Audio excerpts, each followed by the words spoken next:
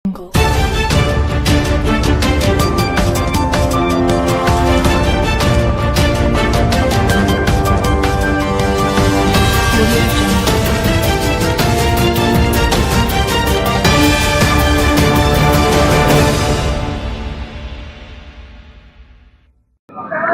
अलैकुम वरहमतुल्लाहि वबरकातुहू। SN news में आपका स्वागत है।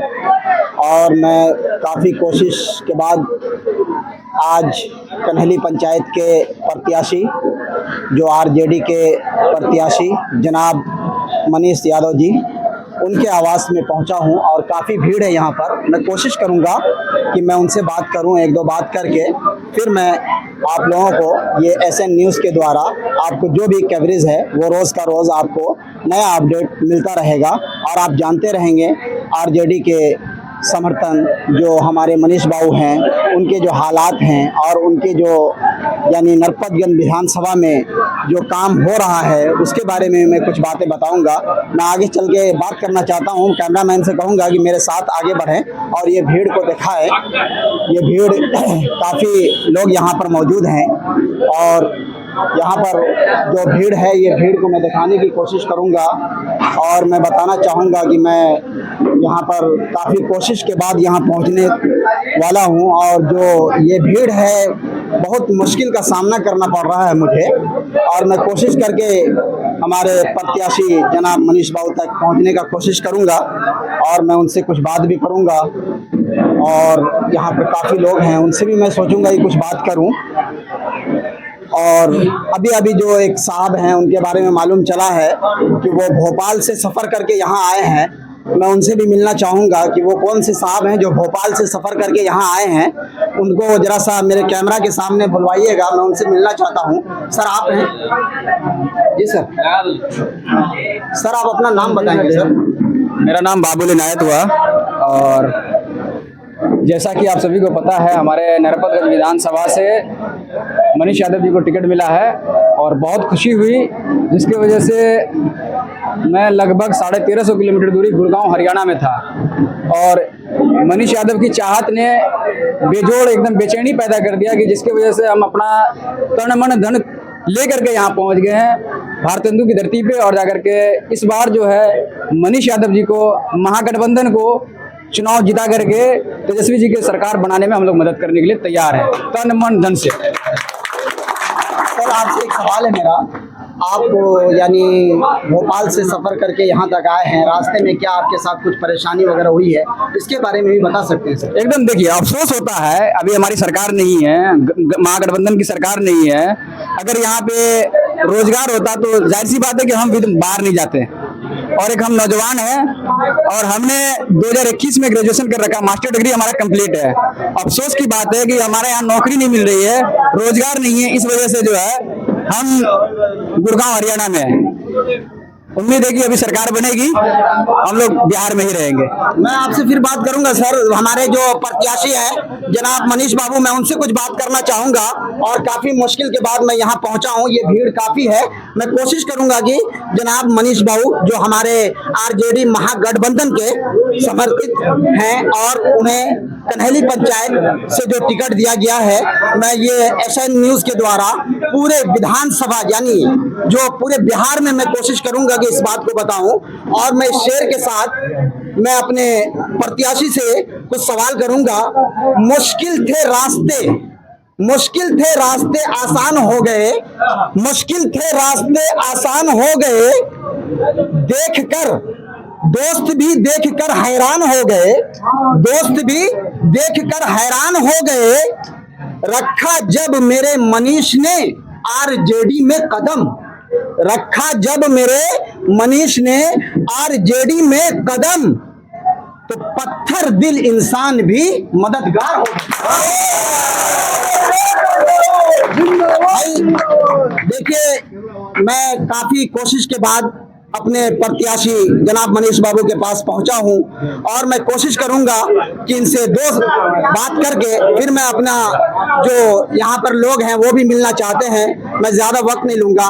सर, आप पूरे विधानसभा यानी नरपतगंज के अंदर काफ़ी दिन से घूम रहे हैं, हमें दो चार बात बता के ये बता दें कि आपका जो ये प्रखंड है किस तरह से आपके तरफ रामधन है और किस तरह से उम्मीद है कि हम लोग यहाँ पर जितने लोग हैं जो आपके समर्थित में खड़े हैं उसे उम्मीद है कि आप आरजेडी से फुल बहुमत के साथ पटना जाकर यानी आपके जो माननीय हैं तेजस्वी जी उनको बिहार का सरकार बना सकते हैं।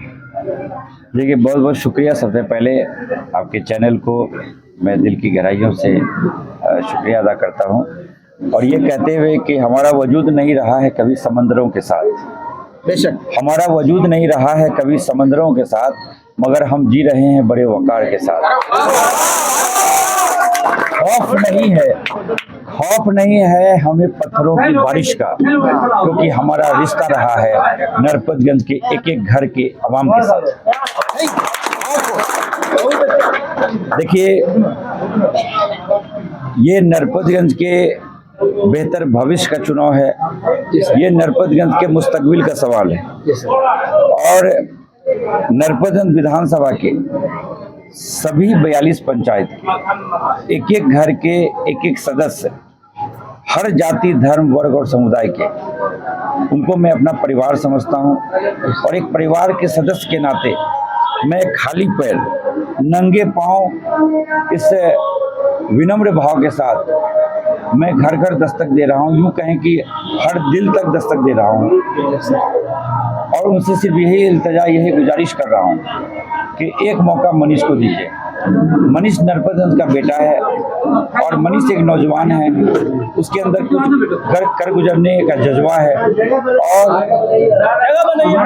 उसने उन्होंने वो अनायास ही ऐसे ही राजनीति में नहीं आया है। 25-27 साल से संघर्ष करके संगठन की राजनीति के माध्यम से पंचायत में आज मुखिया प्रतिनिधि भी वो संघर्ष करके बना है और मेरी राजनीति में जो मैं कर सकता हूँ, जो मेरे कंट्रोल में है, मेरे विशेषाधिकार में है कि मैं मेहनत कर सकता हूँ, मैं ईमानदारी से आपके बीच अपनी बात रख सकता हूँ और पूरे कमिटमेंट के साथ जो मैंने आज तक अपना राजनीतिक सफर तय किया है, उसी बुनियाद पर मैं नरपतगंज की आवाम से ये गुजारिश करता हूँ कि मनीष को एक मौका इसलिए दीजिए कि मनीष आपके घर का है, आपके दुख सुख में शरीक रहेगा और बगैर किसी पद पे रहे हुए भी, चाहे अनगिनत धरना प्रदर्शन हो, भूख हड़ताल हो, बाढ़ हो, सुखाड़ हो या कोरोना काल हो, हर वक्त पे मनीष जो है मजबूती के साथ अपने लोगों के लिए खड़ा रहा है। सबसे बड़ी बात यह है कि लालू जी की लालटेन की लाज रखनी है, तेजस्वी यादव जी को बिहार का मुख्यमंत्री बनाना है और मनीष को नरपतगंज के बेहतर भविष्य के लिए एक बार मौका देना है। हमारा मुकाबला भारतीय जनता पार्टी एनडीए के उम्मीदवार से है, श्रीमती देवेंद्र यादव से है। उनको नरपतगंज की आवाम ने एक मौका दिया। 2010 से 2015 वो विधायक रही। वो 5 साल विधायक रहने के बाद भी वो नजर नहीं आई। वो जोगबनी से वो सारा विधायक का काम वो देखती थी। मैं एक कंक्लूड कर लूँ। और 2015 के बाद भी आप आज तक कभी नरपतगंज के लोगों को नजर नहीं आए। तो अचानक आप टिकट मिला, आप लोगों के बीच में है। लेकिन जब घर में नरपतगंज में घर में एक लायक बेटा है, जो सबका दोस्त है, जो बुजुर्गों का बेटा है और वो यहाँ सभी माँ बहन का जो है उनका आशीर्वाद उनके साथ है, तो मैं ये कहता हूँ कि एक मौका मनीष को दीजिए। मनीष मायूस नहीं करेगा। सवाल करूंगा, 1 मिनट सर। ये आपके प्रखंड में कई ऐसे दिग्गज नेता हैं जो अपने आप में दावा ठोक रहे हैं कि हम फुल बहुमत से, चाहे वो निर्दलीय हो, चाहे वो बीजेपी के हो, जो भी हो, उन लोगों का भी एक, मैं तकरीबन 10 दिन से अपने NS न्यूज़ पे लोगों से बात कर रहा हूँ, कोशिश कर रहा हूँ। खापदा पंचायत में तकरीबन अभी मेरा जो है सर्वे चल रहा है और मैं कोशिश किया, काफ़ी आरजेडी के लोगों से मिला, निर्दलीय उम्मीदवार अनिल के भी प्रत्याशी जो जितने जानने वाले उसके समर्थित हैं उन सब से बात किया, लेकिन बात अब तक सामने नहीं आ रही। लेकिन आरजेडी के जितने भी समर्थन हैं वो सबकी ज़बान पे एक ही अल्फाज है कि लालटेन छाप जिंदाबाद। मैं ये जानना चाहता हूं कि लालटेन छाप जिंदाबाद का नारा पूरे पंचायत में लग रहा है, लेकिन लोगों के ज़बान पे एक सवाल ये आ रहा है कि लालटेन छाप को देख रहे हैं, लेकिन जो हमारे प्रत्याशी हैं आरजेडी के उम्मीदवार जनाब मनीष बाबू, वो अभी तक हमारे पंचायत नहीं पहुंचे हैं सर। यानी जो आपका छोटा मोटा ये वार्ड है, देखिए ये ऐसा है, मैं लोगों तक ये खबर पहुंचाना चाहता हूं, आपकी मजबूरी क्या है वो लोगों तक आए, ताकि लोग को मैं फिर बता सकूं, मेरे न्यूज़ के माध्यम से लोगों को ये मालूम चले कि हमारे सर कहां हैं, क्या काम कर रहे हैं। देखिए ऐसा है कि वो अपना ये नरपतगंज में जो ये हमारा जो 10, 12, 15 पंचायत है, उनसे हमारा कोई सियासी रिश्ता नहीं है, उनसे हमारा रूहानी रिश्ता है, पारिवारिक रिश्ता है। जी जी। और जब पूरा घर ही चुनाव लड़ रहा है, आप जान रहे हैं कि पूरा का पूरा खापदा रेवाही ये खुद ही कैंपेन में जा रहे हैं, हजारों हजार की संख्या में खुद ही कैंपेन कर रहे हैं, तो वो खुद ही मनीष हैं, वो खुद ही तेजस्वी यादव लालू यादव है, तो वहाँ अपने घर में जाके क्या वोट मांगना है? वो तो हम किसी भी टाइम, हम किसी भी वक्त, वो सिर्फ माँ का आशीर्वाद लेने के लिए, बुजुर्गों का आशीर्वाद लेने के लिए, नौजवान तो हजारों की संख्या में साथ चल ही रहे। बड़ी बात यह है कि नरपतगंज विधानसभा बहुत बड़ा है। नरपतगंज विधानसभा के अंतर्गत 2 प्रखंड आते हैं, नरपतगंज प्रखंड और भड़गमा प्रखंड। 42 पंचायत है। 42 पंचायत में हमारा पूरा प्रयास रहा कि हम जो है, जहाँ पे लोगों ने कम मुझे देखा है जी, तो वहाँ पर पहले हम उनके पास जाए और उनसे हम वोट की अपील करें और जाके आशीर्वाद लें। और मुझे ये कहते हुए बेहद खुशी हो रही है, जो बेशुमार मोहब्बत, जो आशीर्वाद मुझे मिल रहा है, मैं आपको बता नहीं सकता वो क्या एहसास है। मुझे, यदि मैं बरगोलेपन में यकीन नहीं करता हूँ, लेकिन जिस तरीके की बेपनाह मोहब्बत हर जाति धर्म में मिल रही है, तो यकीनन 14 नवंबर को जब परिणाम आएगा तो 50,000 वोट से हम कामयाब होंगे। मैं एक बात को बताना चलूं, अभी मैं जब यहाँ पहुँचा तो किसी साहब का मेरे पास कॉल आया कि आप कहाँ हैं, तो मैंने कहा कि मैं अभी जो है यानी जनाब मनीष बाबू के दरवाजे पे पहुंचा हूं, उनसे कुछ बात करना चाहूँगा। तो उन्होंने कहा कि देखिए, मैं तो अनिल का समर्थन हूं, लेकिन मैं सो रहा था और हमारे घर के छोटे बच्चे जो है अपनी माँ से कह रहा है कि माँ वोट लालटेन पे ही देना है।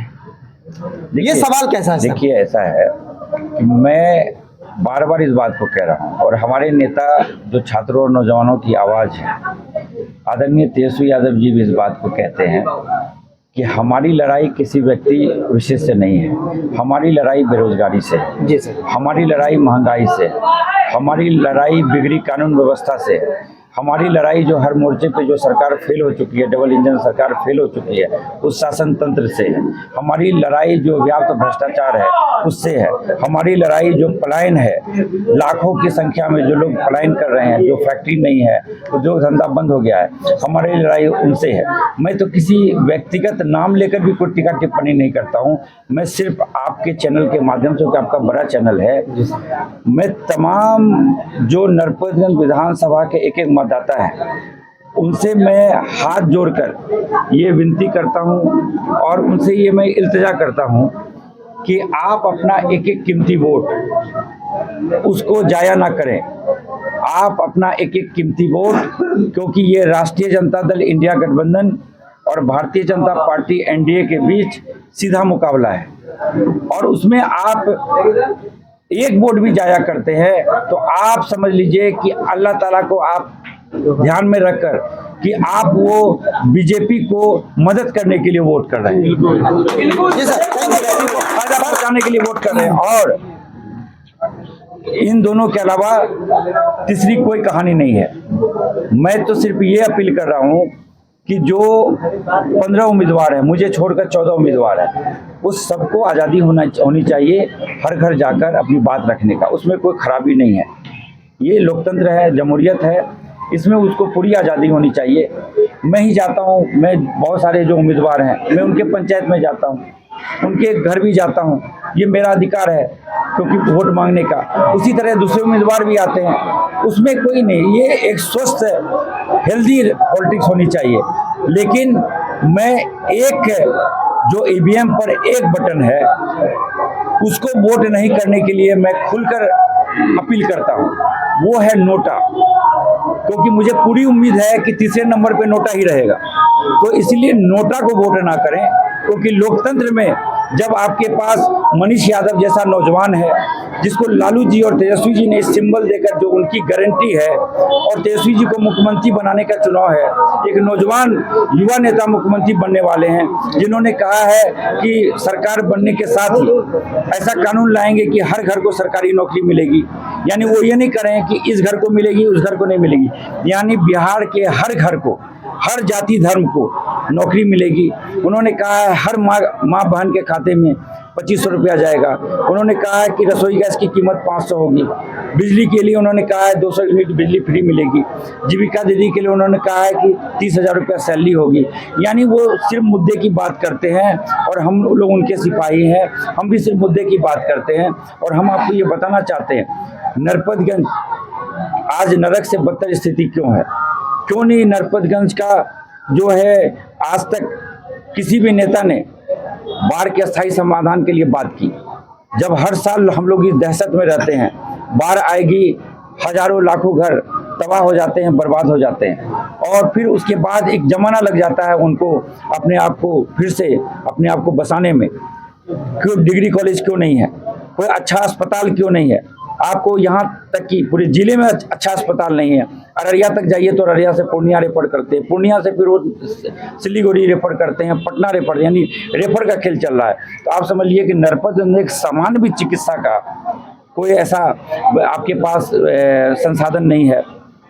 शिक्षा की बात कर लें, कहने को ठीक है टीचर जाते हैं समय पर आते हैं, लेकिन गुणवत्तापूर्ण शिक्षा कहाँ है? प्राइमरी एजुकेशन की क्या सिचुएशन है? जमीनी स्तर पे रोड भी जमीन जो बुनियादी समस्याएं हैं, मैं खुद कनेली जो हमारा खाबदा पंचायत है वो 17 नंबर रोड के ऊपर अवस्थित है। 2 जिले को जोड़ने वाली सड़क, अररिया और सुपौल को जोड़ने वाली सड़क, फॉरबिसन के रामपुर से होते हुए नरपतगंज के दर्जनों पंचायत, पलासी हो जाए, रेवाही हो जाए, खाबदा, फरी, रामघाट, मिर्दौल, फतेहपुर, पिठौरा, गोखलापुर, और आप आसपास ले लें तो तामगंज, गोरहा, दरगाहीगंज, बरहारा, यानी कि लगभग 1 दर्जन से ज़्यादा पंचायत जो सीधा सैकड़ों हजारों लोग रोजाना सफर करते हैं। बिहार का सबसे ज़्यादा यदि कोई क्या कहा जाए उसको, सबसे ज़्यादा यदि बेकार कोई रोड होगा, जहाँ सिर्फ गड्ढा ही गड्ढा है, आप जो है गड्ढे में सड़क है कि सड़क में गड्ढा है पता ही नहीं चलता है। तो मैं आपको कह रहा हूँ, उसके लिए मैंने लगातार संघर्ष किया है। 17 नंबर रोड के लिए जब मैं किसी पद पे भी नहीं था तो 3 दिनों तक अनिश्चितकालीन भूख हड़ताल पे रहा। जो भवानीपुर और पलासी में आज जो पुल बना है वो उसी भूख हड़ताल का नतीजा है। जो सड़क आज भी थोड़ा बहुत चलने लायक है उसी भूख हड़ताल का नतीजा है। उसके बाद भी लगातार 17 नंबर रोड के लिए हमने यहाँ से लेकर सरकार तक बात उठाई। मैं आपसे ये वादा करता हूँ बड़ी जिम्मेदारी के साथ, मैं विधायक बनने के बाद 3 महीने के अंदर 17 नंबर रोड का काम शुरू होगा। और बहुत ही गंभीरता और जिम्मेदारी से मैं ये बात कह रहा हूँ, तेजस्वी यादव जी मुख्यमंत्री बनेंगे और सबसे पहले हमारा 17 नंबर का रोड 2 लेन बने, पहली जिम्मेदारी होगी। 2 लेन ना भी बने तो 18 फीट 24 फीट का सड़क हो, लेकिन वो सड़क बनना सबसे पहले जरूरी है। बहुत सारी चीजें हैं, बुनियादी समस्याएं हैं। आप थाना पुलिस में जाइए, बगैर पैसे का काम नहीं होता है। जाति निवास बनाने तक के लिए आपको पैसा लगता है।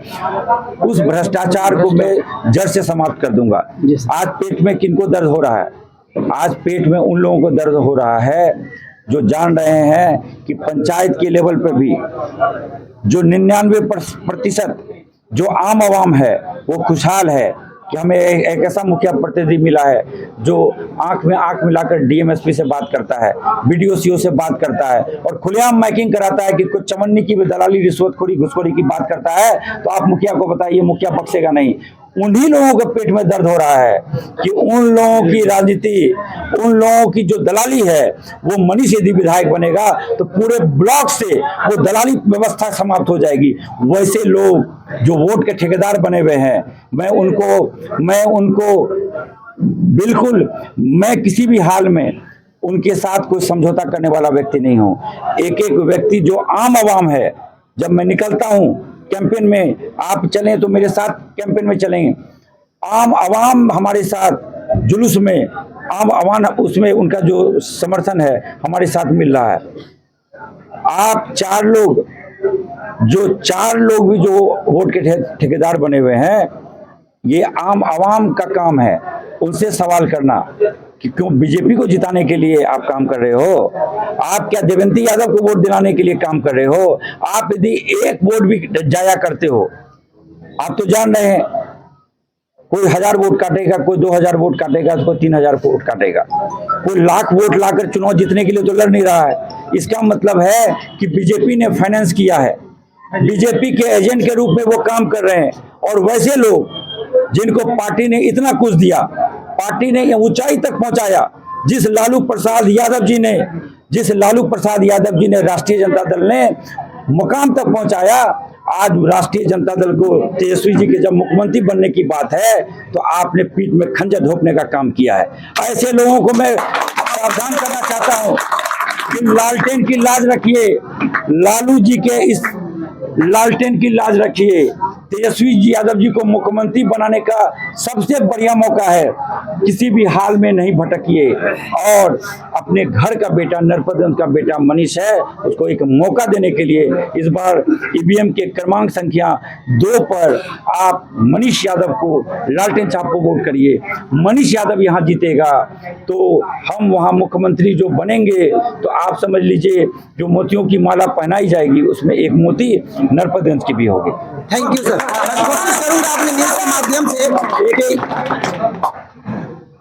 सबको देखा बार बार, एक बार आपका भाई, आपका बेटा, आपका दोस्त मनीष कुमार।